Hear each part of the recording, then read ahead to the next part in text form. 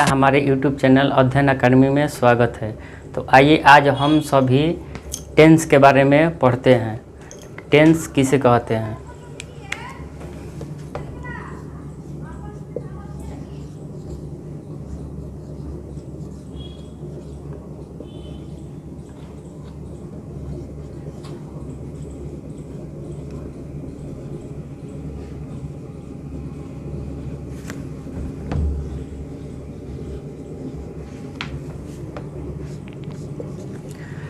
Time taken in doing verb is called tense. यानी जो भी हम लोग कार्य करते हैं, किसी भी कार्य को करने में हम लोग को क्या लगता है? समय लगता है। यानी यह क्या करता है? समय का बोध कराता है। Time taken in doing verb is called tense. अगर देखा जाए तो काइंड ऑफ टेंस कितने होते हैं? 3 होते हैं। Present tense, past tense, future tense.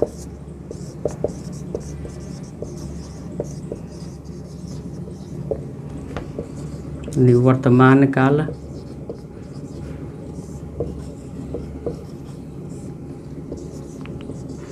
भूतकाल,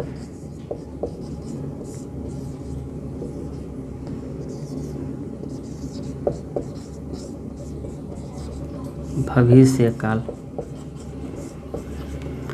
यानी टेंस कितने प्रकार के होते हैं? 3 प्रकार के होते हैं। प्रेजेंट टेंस, पास्ट टेंस और फ्यूचर टेंस। यानी वर्तमान काल, भूतकाल और भविष्य काल। और देखिए, और देखा जाए कि प्रेजेंट टेंस जो है, आज हम लोग प्रेजेंट टेंस के बारे में ही पढ़ेंगे। प्रेजेंट टेंस को भी हम लोग को 4 फॉर्म में पढ़ना है। यानी कौन कौन?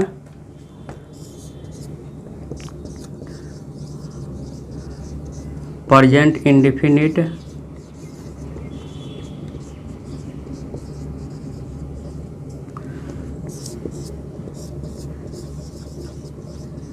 Present continuous,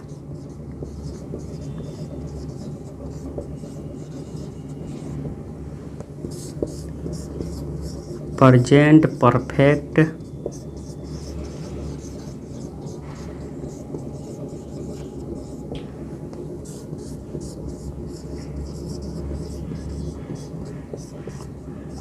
present perfect,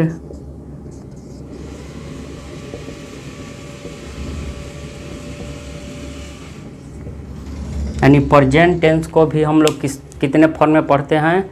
4। यानी present indefinite, present continuous, present perfect, continuous. अब इसका भी 6 रूप में पढ़ेंगे। यानी इसको मान लीजिए कि प्रेजेंट इंडेफिनिट है, तो प्रेजेंट इंडेफिनिट को भी हम लोग कितने रूपों में पढ़ेंगे? 6 रूपों में। कौन कौन? मान लीजिए प्रेजेंट इंडेफिनिट को affirmative sentence,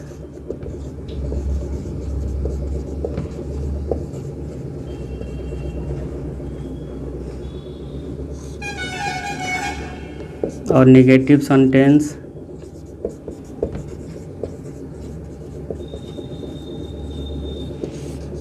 interrogative sentence,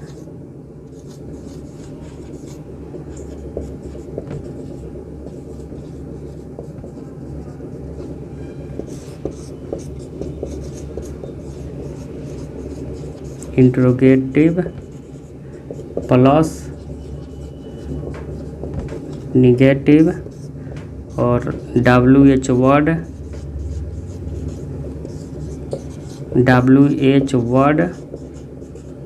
plus negative. इसका भी कितने फॉर्म में पढ़ेंगे? 6। यानी affirmative sentence, negative sentence, interrogative sentence, interrogative plus negative sentence, WH word plus negative. तो आइए अब सबसे पहले देखेंगे कि प्रेजेंट इंडेफिनिट का पहचान क्या होता है।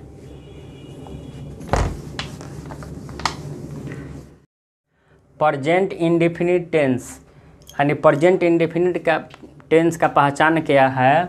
जिस हिंदी वाक्य के क्रिया के अंत में ता है, ती है, ते हैं, ता हूँ, ती हूँ, ते हो इत्यादि लगा रहे उसे हम प्रेजेंट इंडेफिनिट टेंस में होना समझते हैं। कोई भी टेंस हो, टेंस का पहचानने का एक ही नियम है कि उसके लास्ट में यानी क्रिया के लास्ट में देखेंगे कि क्या लगा हुआ है।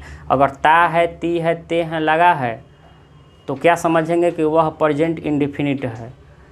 कोई भी हो, प्रेजेंट इंडेफिनिट हो, प्रेजेंट कंटिन्यूअस हो, प्रेजेंट परफेक्ट हो, प्रेजेंट परफेक्ट कंटिन्यूअस हो, कोई भी टेंस हो, क्रिया के लास्ट में देखेंगे तभी हम लोग पहचान सकते हैं कि यह कौन सा टेंस है। अगर लास्ट में ता है, ती है लगा रहेगा तब उसको हम क्या समझेंगे कि प्रेजेंट इंडेफिनिट टेंस है। इसका नियम क्या है? I, we, you, they and more than one name के साथ, यानी आई हो, चाहे वी हो, यू हो, दे हो या एक से ज़्यादा नेम हो, यानी एक व्यक्ति से ज़्यादा नेम हो तब उसके साथ क्या करेंगे? वर्ब वन का प्रयोग करेंगे। और ही, सी, इट एंड नेम, यानी ही हो, सी हो, इट हो या एक व्यक्ति का नेम हो तब क्या करेंगे? उसके साथ वर्ब फाइव का। वर्ब फाइव का मतलब क्या होता है? वर्ब में एस या ईएस का प्रयोग करेंगे, यानी वर्ब के अगर लास्ट में वोवेल हो तो उसके साथ ईएस का प्रयोग करेंगे, अगर लास्ट में कॉन्सोनेंट हो तो उसके साथ एस का प्रयोग करेंगे। तो आइए सबसे पहले देखते हैं अफर्मेटिव सेंटेंस।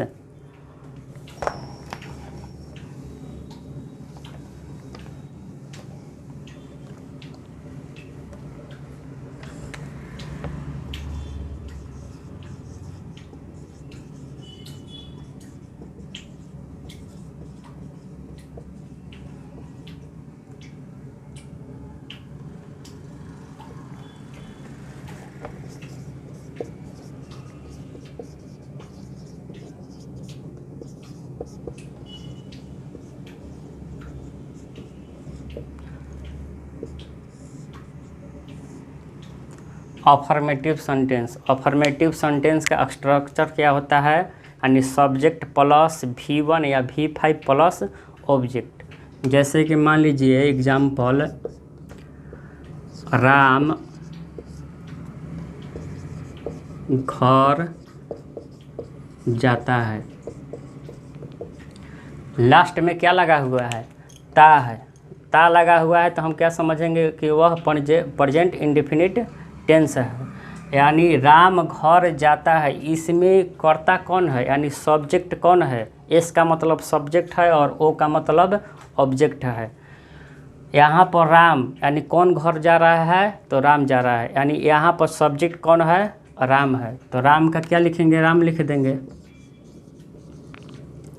अब देखिए सब्जेक्ट लिखने के बाद अब देखेंगे कि वर्ब वन या वर्ब फाइव, यानी यहाँ पर एक नाम है तो एक नाम के साथ क्या करेंगे? वर्ब फाइव का प्रयोग करेंगे। तो इसमें वर्ब क्या है? जाता है यानी जाना है, तो जाना का क्या होता है? गो होता है। अब यहाँ पर देखिए गो में ओ लगा हुआ है, यानी लास्ट में क्या है? वो है, यानी वोवेल है। तो वोवेल अगर रहेगा तो उसके साथ ईएस का प्रयोग करेंगे, यानी राम गोज टू हाउस। एक स्थान से दूसरे स्थान तक जाते हैं तो हम लोग किसका प्रयोग करते हैं? टू का प्रयोग करते हैं। और मान लीजिए एग्जाम्पल,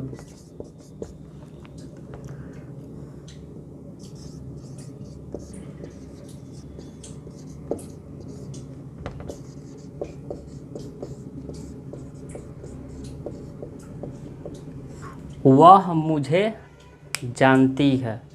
यहाँ पर भी हम क्या करेंगे? सबसे पहले सब्जेक्ट ढूंढेंगे कि सब्जेक्ट क्या है। तो यहाँ पर क्या है? वह मुझे जानती है, यानी वह है। तो वह यहाँ पर क्या है? लड़की है। अगर लड़की का बोध होगा तब किसका प्रयोग करेंगे? सी, यानी यहाँ पर क्या होगा? सी।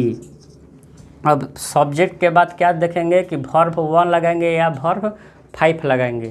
तो सी के साथ हम क्या करते हैं? वर्ब फाइव का प्रयोग करेंगे। वर्ब फाइव का मतलब जानती है। यहाँ पर क्या है? वह मुझे जानती है। वह मुझे जानती है। तो पहले हम क्या करेंगे, वर्ब ढूंढेंगे, यानी जानना यहाँ पर क्या है, वर्ब है, यानी जानना का क्या होगा, नो।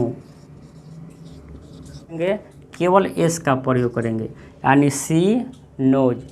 अब क्या बचा है, मुझे बचा है, तो मुझे का क्या होता है, यानी ऑब्जेक्ट मुझे है, यानी मी हो गया, सी नोज मी। अब नेगेटिव सेंटेंस देखते हैं।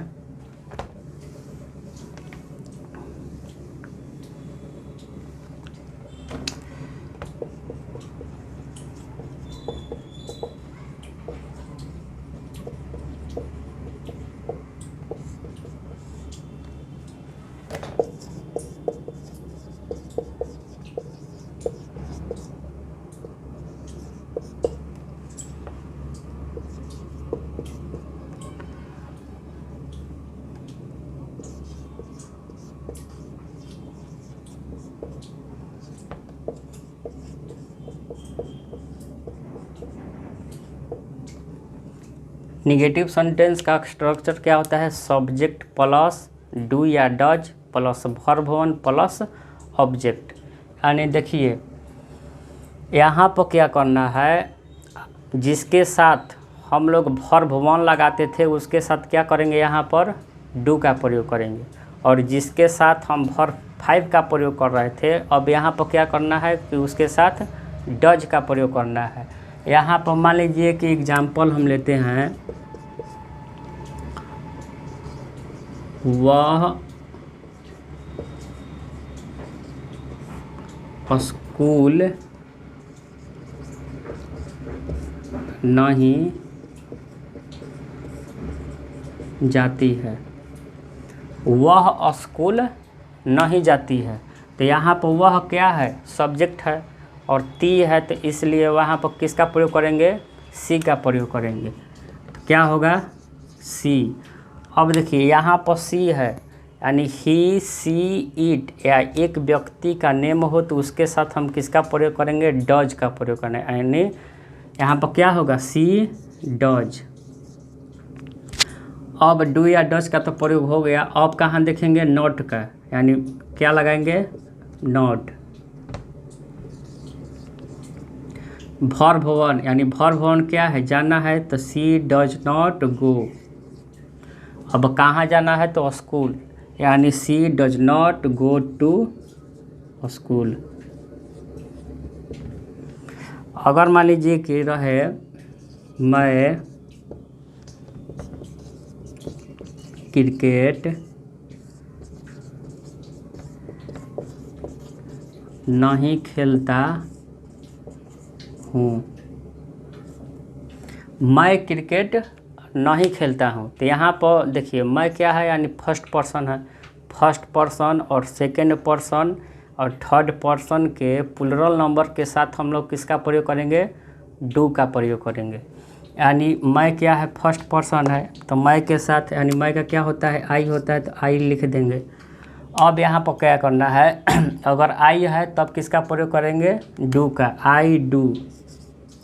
फिर क्या है, नॉट है, तो इसके बाद क्या करेंगे, यानी डू या डज के बाद हम किसका प्रयोग करेंगे, नॉट का प्रयोग करेंगे, I do not.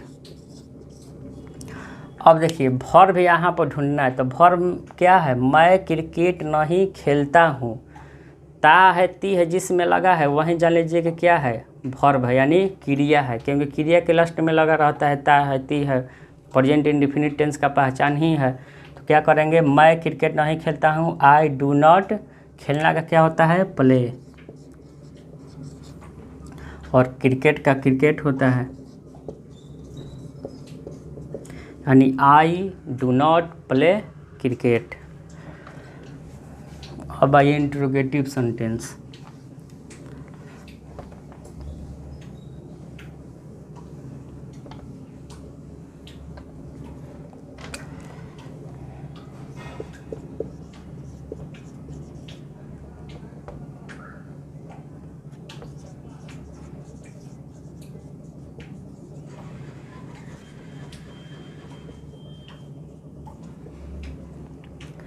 Interrogative sentence, interrogative sentence जो वाक्य क्या से शुरू हो उसी को क्या बोलेंगे, इंट्रोगेटिव सेंटेंस। और इसमें हम लोग क्या करते हैं, पहले डू या डज का प्रयोग करेंगे, यानी सब्जेक्ट के अनुसार पहले क्या करेंगे, डू या डज का प्रयोग करेंगे। यानी इसका स्ट्रक्चर क्या होता है, डू या डज,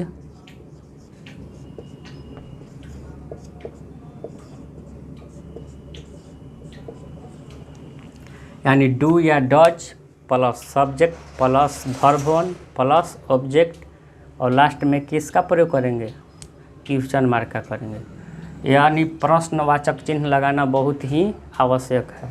मान लीजिए कि एग्जाम्पल एक लेते हैं, क्या तुम बोलते हो, क्या तुम बोलते हो। तो यहाँ पर देखिए सब्जेक्ट क्या है, तुम है, तो तुम के साथ पहले हम किसका प्रयोग करेंगे, यानी डू का प्रयोग करेंगे। यहाँ पर देखेंगे कि सब्जेक्ट में क्या दिया है, अगर जो सब्जेक्ट होगा उसी के अनुसार हम लोग फर्स्ट में डू या डज का प्रयोग करेंगे। यहाँ पर तुम है तो तुम के साथ किसका प्रयोग करेंगे, डू का प्रयोग करेंगे। डू हो गया, यू का मतलब क्या होता है, तुम, डू यू। और यहाँ पर वर्ब क्या है, वर्ब बोलना है, तो बोलना का क्या होता है, स्पीक, डू यू स्पीक। यहाँ तक बनाने के बाद अगर प्रश्न मार्क छोड़ दिए तो क्या होगा, गलती हो जाएगा। यानी डू यू स्पीक के बाद क्या लगाना है, प्रश्नवाचक चिन्ह, बहुत ही ज़रूरी है। अगर मान लीजिए कि क्या वह हंसती है,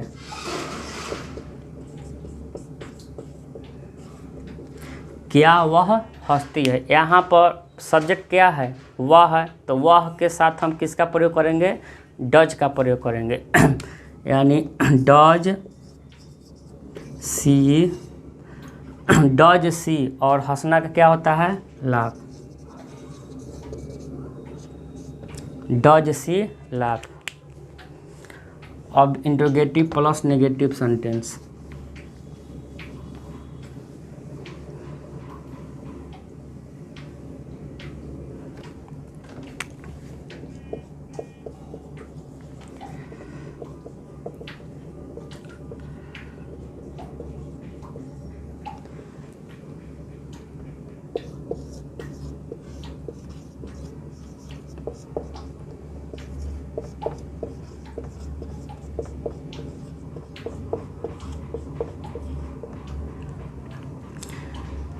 इंट्रोगेटिव प्लस नेगेटिव सेंटेंस का अर्थ क्या हुआ, यानी जिस वाक्य में क्या लगा हो और नहीं लगा हो। तो क्या भी अगर लगेगा तो बीच में लगेगा तो दिक्कत हो जाएगा। यानी क्या कहाँ लगाना है, फर्स्ट में, अगर फर्स्ट में क्या है तभी वह क्या है, इंट्रोगेटिव है। यानी डू या does plus subject plus not plus verb one plus object plus question mark. Example देखिए, क्या सोहन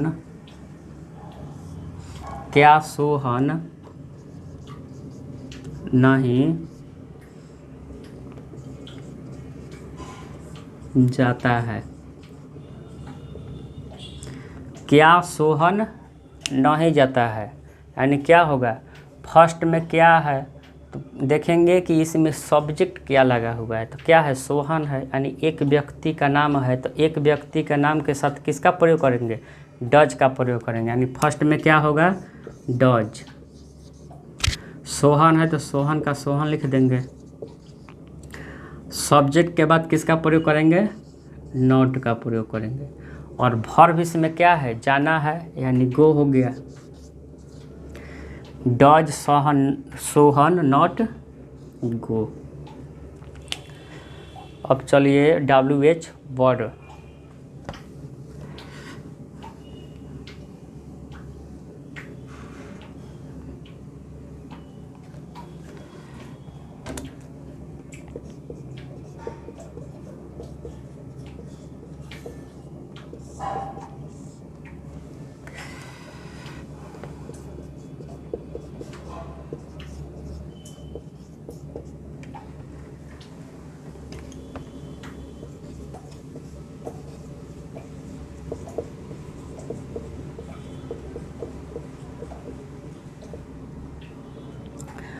WH वर्ड का मतलब होता है जितना भी प्रश्नवाचक शब्द है, मान लीजिए कि व्हाट है, व्हेन है, हाउ है, वेयर है, व्हाई है, यानी यह सब क्या है, प्रश्नवाचक शब्द है यानी वर्ड है। इसका एग्जाम्पल देखिए क्या होगा, वह क्यों हिंदी बोलता है।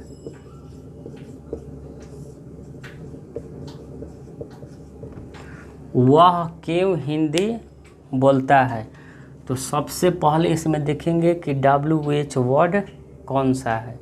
तो यहाँ पर क्या है, क्यों है, तो क्यों का इंग्लिश क्या होता है, वाई होता है, तो क्या लिखेंगे, वाई। अब क्या करना है, डू या डज का प्रयोग करना है। तो डू या डज का प्रयोग कब कर सकते हैं, सबसे पहले देखेंगे कि सब्जेक्ट वहाँ पर क्या है। तो सब्जेक्ट क्या है, वह है, तो वह के साथ किसका प्रयोग करेंगे, डज का प्रयोग करेंगे, यानी व्हाई डज। अब क्या है, सब्जेक्ट है, तो वह बोलता है यानी कौन है, पुरुष है, तो व्हाई डज ही। और देखिए वर्ब क्या है, वर्ब यहाँ पर स्पीक है, तो स्पीक लिख देंगे। अब ऑब्जेक्ट में क्या बचा हुआ है, हिंदी, तो हिंदी लिख देंगे, यानी why does he speak Hindi. WH word plus negative sentence.